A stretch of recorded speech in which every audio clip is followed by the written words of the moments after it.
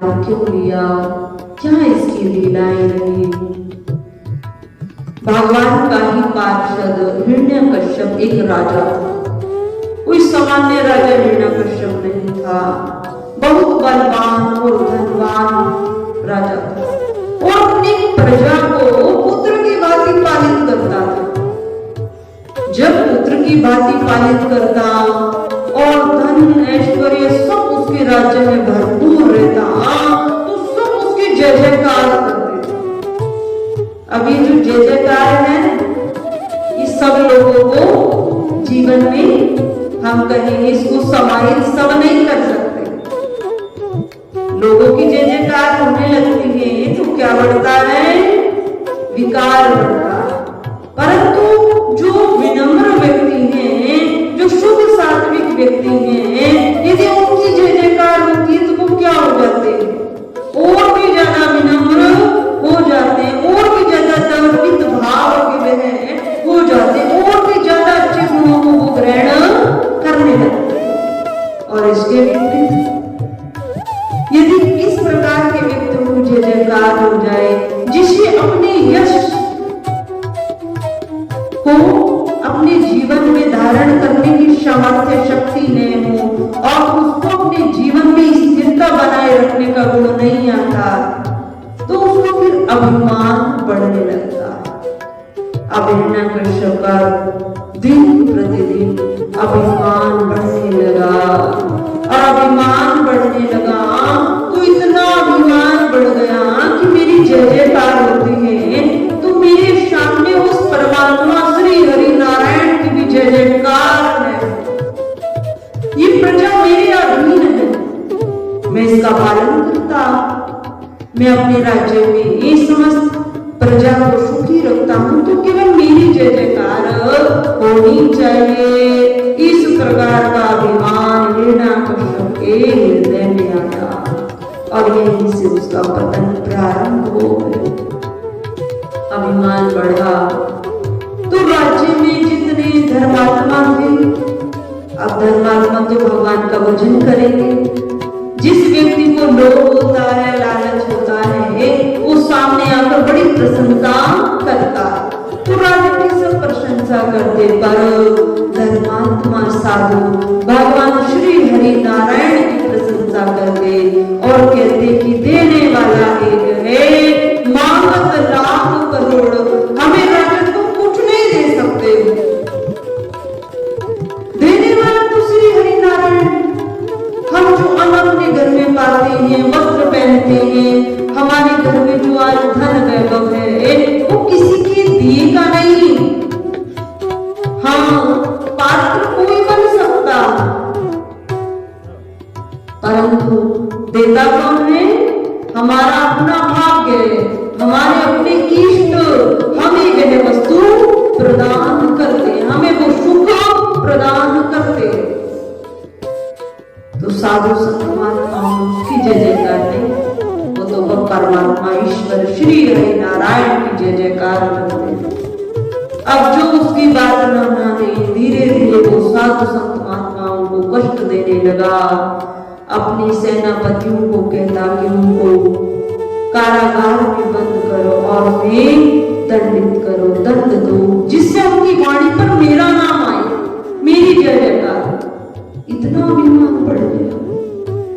धीरे धीरे समय पाया तो अब किसी से चर्चा हुई कि देखो भैया, तुम तो मानव हो, पृथ्वी लोक पर आए हो हिरण्यकश्यप, तुम्हारी मृत्यु निश्चित होगी। तुम आप इतने बलिष्ठ राजा हो तो कल तुम्हारे ये बल भी खत्म होगा और तुम इस मृत्यु लोक को प्राप्त होगे, मृत्यु तुम्हें आएगी। अब ये बात उसके मस्तिष्क में बैठी और बैठी कि भगवान में और मुझ में यदि कोई अंतर है तो वो बस यही है कि भगवान तो अजर है, अविनाशी है, सच्चिदानंद स्वरूप है, उनका कभी अभाव नहीं होता। तो मैं भी अमरता का वरदान प्राप्त करूं, बस यही अंतर है, फिर मैं भी बना रहूंगा और श्री हरि नारायण विष्णु भी रहे, तो मैं भी अमरता का वरदान प्राप्त करूं।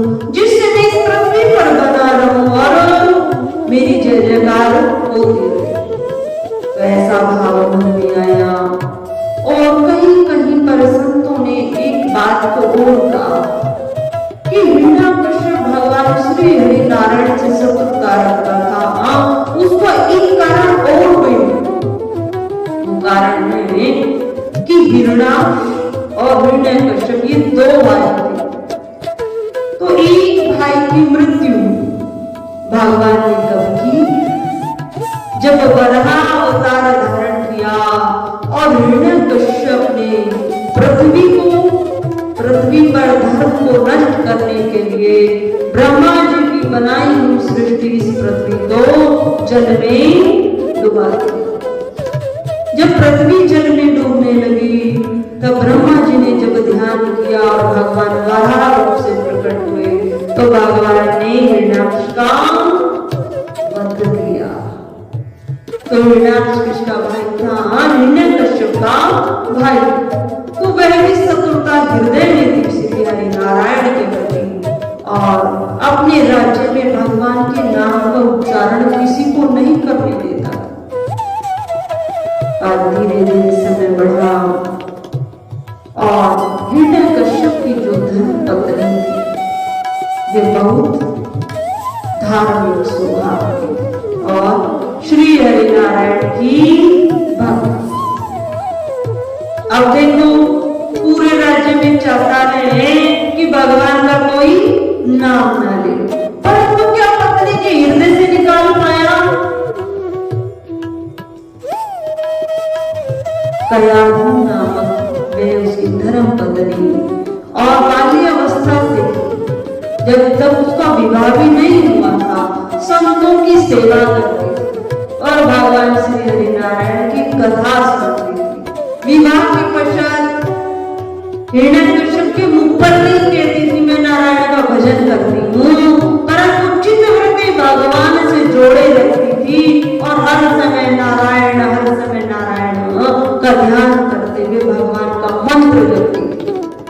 अब भक्ति कोई किसी से ले नहीं सकता, तो कयाधु भगवान की परम भक्त थी और भगवान की कथाओं में विशेष रुचि रखती थी। धीरे धीरे समय बढ़ा, हिरण्यकश्यप ने विचार किया कि मुझे तप करना चाहिए और तप करके मुझे अमरता का वरदान प्राप्त करना चाहिए। अब अमरता का वरदान प्राप्त करने के लिए चला, पर जिस दिन चला उस दिन बहुत सुंदर तिथि थी, बहुत सुंदर समय था, पर किसी कारणवश वहां बैठा मन बेचैन हुआ। कुछ पक्षी के स्वर सुने, वो पक्षी कह रहे थे हे नारायण नारायण हरि नारायण हरि नारायण। लौट आया और लौट आकर एक दिन महल में ही व्यतीत किया। अब घर में व्यतीत किया तो कयाधु को रात्रि में बता रहा था कि एक पक्षी पेड़ पर बैठा और वो नारायण नारायण जप रहा था। अब उसको बड़ा क्रोध आया तो उससे वहां भजन नहीं हुआ, वो लौट आया क्योंकि पक्षी के स्वर में भी उसे नारायण नारायण की ध्वनि गुंजायमान सुन रही थी। उसको क्रोध आया तो वो तब नहीं कर पाया, घर लौट आया। अब जब रात्रि में बता रहा है तो कयाधु हृदय से बहुत प्रसन्न हो रही है और बार बार कह रही है कैसे कह रहा था, कैसे पक्षी कह रहा था। तो जब बार बार उसके मुख से नारायण नारायण का उच्चारण कराया तो कयाधु को बहुत पवित्रता, बहुत सुंदर किनके मुख से निकला वो सही, भाव से अभाव से कुभाव से सही भगवान के नाम का उच्चारण हो जाए तो भक्ति प्रबल हो जाए। तो इस प्रकार रात्रि व्यतीत हुई और प्रातः काल हिरण्यकश्यप तप के लिए जंगल में प्रवेश कर गया। जंगल में गया और तप करने लगा। अब जो दैत्य होते हैं ना बहुत बलशाली होते हैं और उनमें एक क्या रहता है, एक हठ योग रहता है। जो साधारण भगवान के भक्त हैं वो भावुक होते हैं, बहुत भावुक, और जो दैत्य होते हैं उन्हें प्राप्ति वरदान चाहिए तो वो हठ योग को अपनाते हैं। तो वहां हठ योग को अपनाया, कठिन तप करने लगा। इधर कयाधु गर्भावस्था को प्राप्त हुई और भगवान श्री हरि का भजन करने लगी। भजन किया, संतों की सेवा की और शास्त्रों का अध्ययन किया। इधर हिरण्यकश्यप जी ने ब्रह्मा जी को प्रसन्न किया और ब्रह्मा जी से वरदान मांगा। अब कहना है ना अमर होना, श्री हरि नारायण जैसा बनना है तो अमर होना पड़ेगा। उधर गया तो बहुत अच्छा समय मिला, ग्रंथों का अध्ययन किया, भगवान के भजनों को सुना और हर समय नारायण ने अपनी रुचि को बनाया। ब्रह्मा जी से वरदान पाया, ब्रह्मा जी से कहा कि मुझे ऐसा वरदान दीजिए अमरता का कि कभी भी मेरी मृत्यु न हो, मेरा शरीर में इसी प्रकार बना रहूं। अब ब्रह्मा जी ने कहा कि इस सृष्टि पर जो आया, जन्म धारण करके जो आया, उसको जानना अवश्य।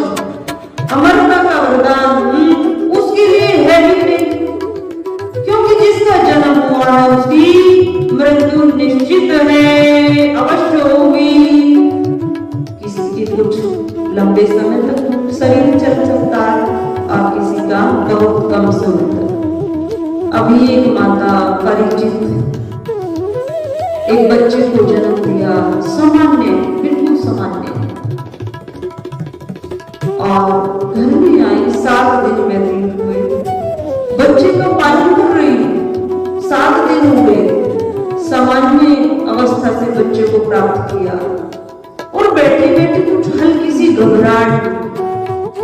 पहले तो कहती थी एक अटैक पड़ा, दूसरा आएगा, तीसरे में जय श्री राम हो जाए, पर उसको तो हल्की सी घबराहट हुई, ना पहला अटैक था ना सेकंड अटैक था, केवल घबराहट हुई और तुरंत 2 मिनट के अंदर शरीर छोड़ दिया।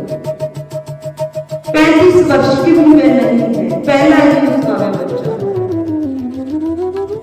तो ये शरीर विधि का विधान है, जिसके जितने समय तक श्वास है उतना समय हम सबको मिला।